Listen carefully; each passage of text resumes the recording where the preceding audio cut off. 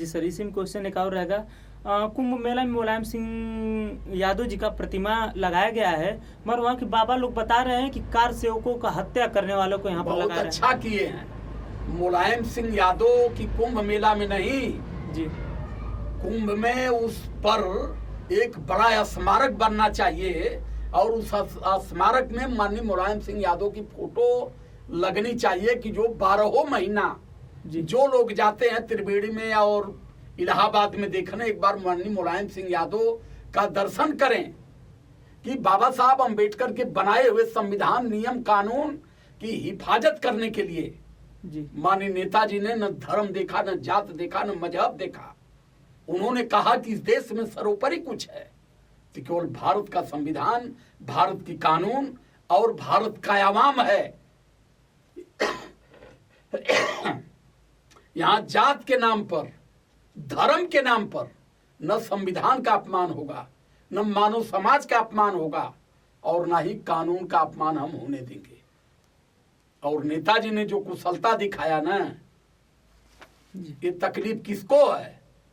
जो बैठ के मूर्तियों पर चढ़ावा खा रहे हैं, जो मेहनत कश आदमी है, जो मेहनत करके कमाता है, लोगों को खिलाता है, दान करता है, उसको दुख नहीं है।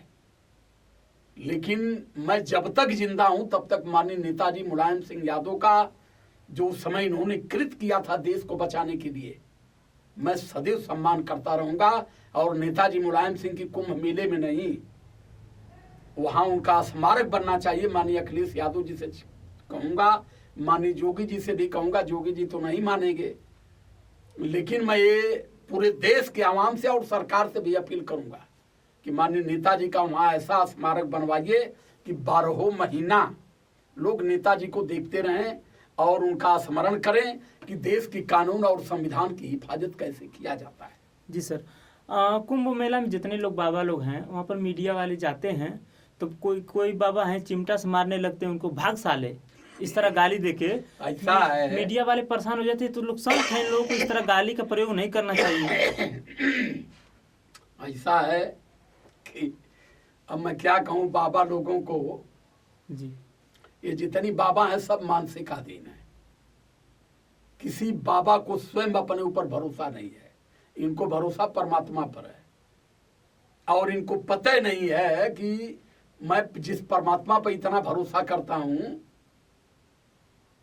कोई बहुत बड़ा बाबा, मैं पूरी दुनिया में चैलेंज करता हूं आज आपके चैनल के माध्यम से जी, परमात्मा पर बहुत बड़ा भरोसा है। जी, ये कहानी होलिका में दिखाते हैं कि होलिका जला, भगवान का सबसे बड़ा भक्त था प्रहलाद, जो उसकी फुआ होलिका जल गई और वो निकल गया। जी, भक्त था ना जी, यहाँ जितनी भी बड़े बड़े संत हैं वो भी भगवान के भक्त है ना।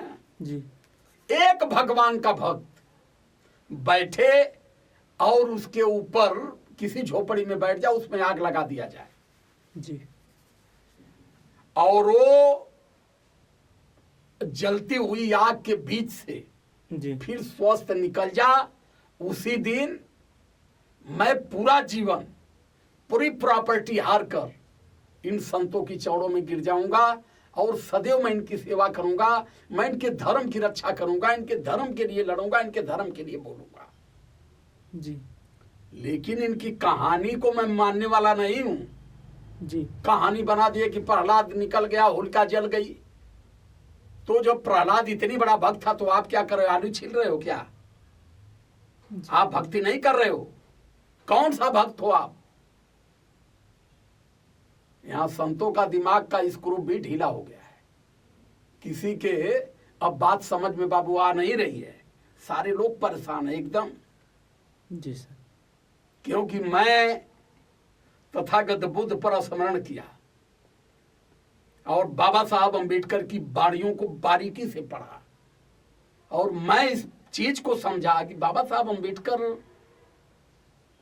इतनी बड़े प्रचंड विद्वान थे, इतनी पढ़े लिखे व्यक्ति थे, तो जो बात इन्होंने कहा उस बात को हम क्यों नहीं समझ पा रहे हैं।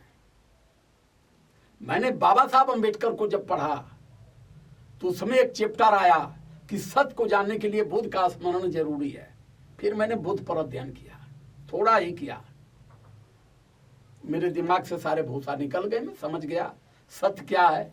यहाँ हर आदमी मानव है, हर आदमी माँ की पीठ से मानव बनकर पैदा होता है जी। कोई जात और धर्म मजहब ये सब अपवाद है, कुछ नहीं है।